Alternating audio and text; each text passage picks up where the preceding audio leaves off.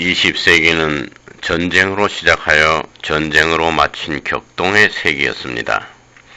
20세기의 전반부에는 두 번에 걸친 세계 대전이 있었습니다. 유럽은 파괴와 전몰과 살생의 도가니로 변했습니다.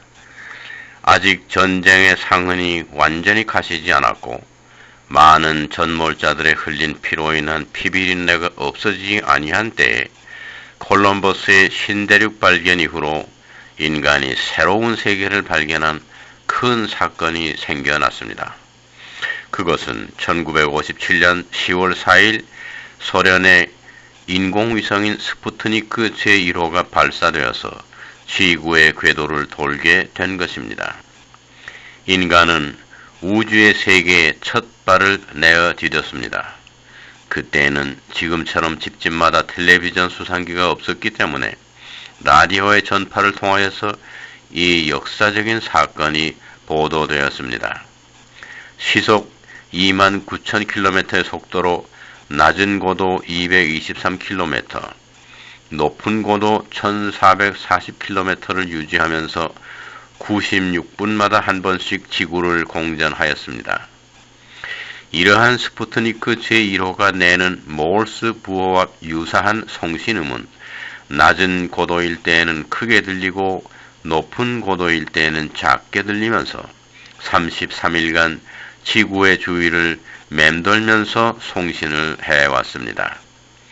이 특이한 우주로부터의 송신음을 들으면서 지구촌의 인간은 인공의 달을 만들 수도 있고 삶의 공간을 우주로 옮길 수도 있다고 하는 생각에서 콜럼버스 때의 신대륙 발견만큼이나 벅찬 가슴을 억제치 못했습니다. 1917년 10월 25일 모스크바의 붉은 광장에서 사회주의 혁명을 일으키고 난 후 40년이 경과한 때였습니다. 소련이 우주 공간을 개척하는 일에 앞서 있다고 하는 것은 그대로 공산주의 내지는 사회주의 이념의 승리로 인정되었습니다. 스푸트니크 위성은 사회주의의 새로운 별이다. 이 사건은 사회주의와 공산주의 이념의 대성공을 의미한다고 하는 주장이 당시에 라디오 전파를 타고 전 세계로 방송되었습니다. 그때 미국에서는 로켓 발사에 여러 번 실패하였을 뿐 우주 공간에다 인공위성을 올리는 일은 감히 상상조차 할 수 없었습니다. 그때 소련의 당서기장 후르시체프는 스푸트니크는 사회주의를 위하여서는 새로운 떠오르는 별인 동시에 자본주의의 하나님 신앙을 위하여서는 저무는 저녁별이다. 이렇게 말했습니다. 그 이듬해에는 스푸트니크 제3호가 기독교의 승천절에 발사되었습니다. 그리고는 후르시체프는 전 세계를 향하여 말하길 스푸트니크 제3호가 기독교의 승천절에 발사되었는데 인류 역사상 승천한 사건을 입증할 수 있는 것은 스푸트니크 제3호가 처음이 아닌가. 이제 기독교의 승천절보다는 공산주의의 스푸트니크의 승천절을 더 섬겨야 할 때가 된 것이다 라고 말했습니다. 그런 일이 있은 후 3년 만인 1961년 4월 12일에 소련에서는 유인 우주선을 발사하는 데 성공하였습니다. 첫 번 우주인 유리 가가린은 보스토크 제1호 우주선 캡슐 안에 탑승하여 1시간 48분 동안 우주 공간에 머물렀습니다. 그때 후르시체프는 가가린에게 물었습니다.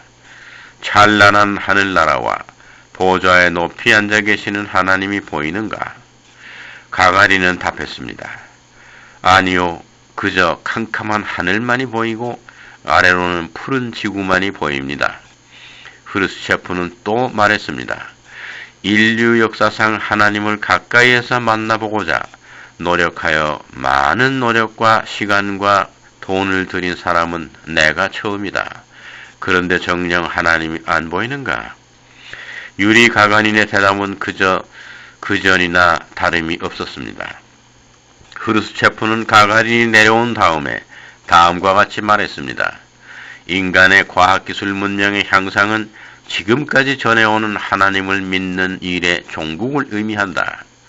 인간이 우주로 나아가게 되면 하나님에 대한 신앙은 하나의 전설일 뿐 사실이 아님이 입증될 것이다.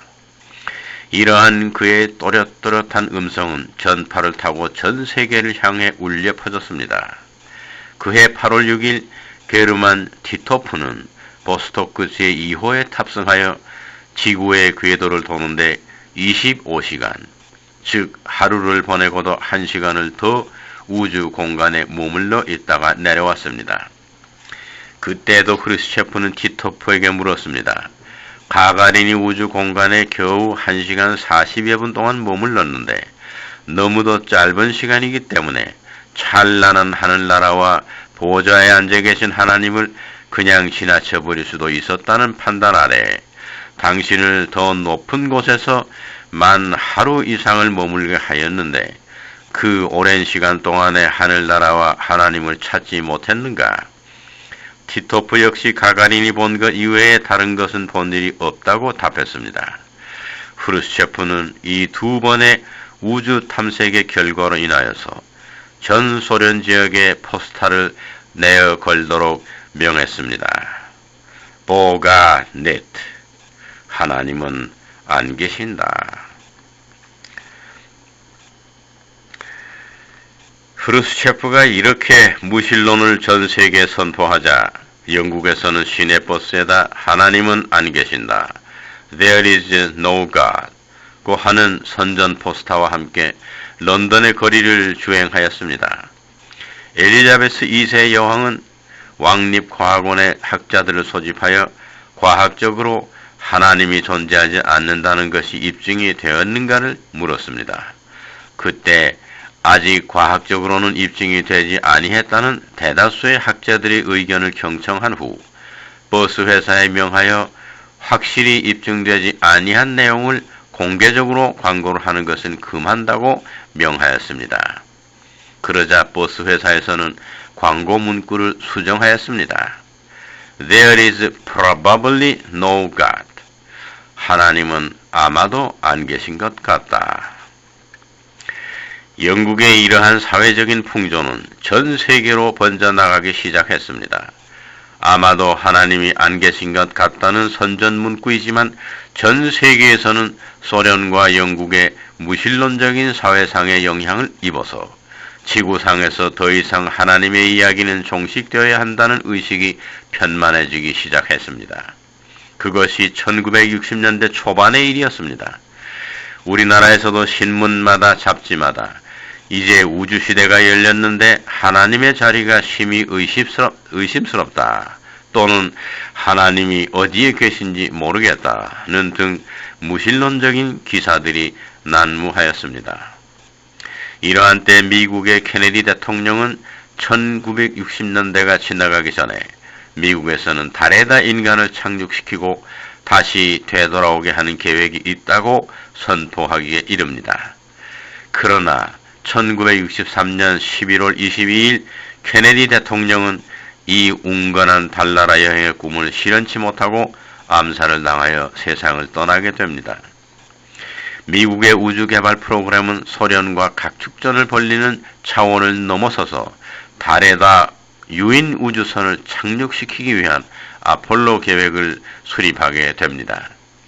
우리가 잘 아는 대로 1969년 7월 21일 전 세계 인구가 텔레비전 중계로 보는 가운데 미국에서는 달 표면에 내려서 처음으로 인간의 발자국을 달에 남기는 일에 성공을 거두었습니다. 그것이 우리에게 알려진 아폴로 11호 계획이었습니다. 암스트롱, 콜린스, 알드린 세 사람이 달로 향하는 중에서 구약성서의 창세기 1장을 낭독했다고 하는 것은 그 당시 무신론적인 사유가 지구상에 편만해 가던 때 다시금 창조주의 위대함을 생각나게 했던 것입니다. 창세기가 낭독되는 동안에 텔레비전 화면에는 멀리에서 바라다본 지구의 모습이 우주선의 창가에 보였습니다. 그 아름다운 지구를 보는 순간 창세기의 구절구절을 낭독했던 콜린스의 목소리는 다시금 창조주의 위대함을 순경하고 그에게 찬양을 보내야 한다는 생각으로 지구촌 인간들의 마음을 사로잡았습니다.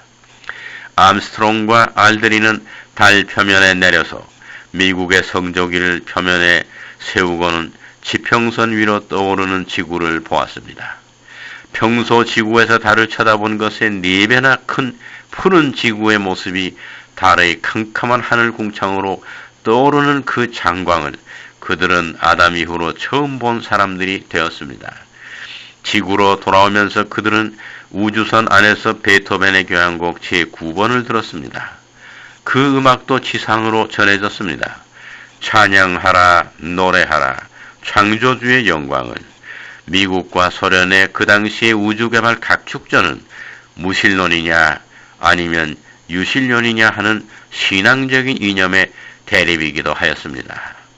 이것이 우주시대의 문턱에서 있었던 일입니다.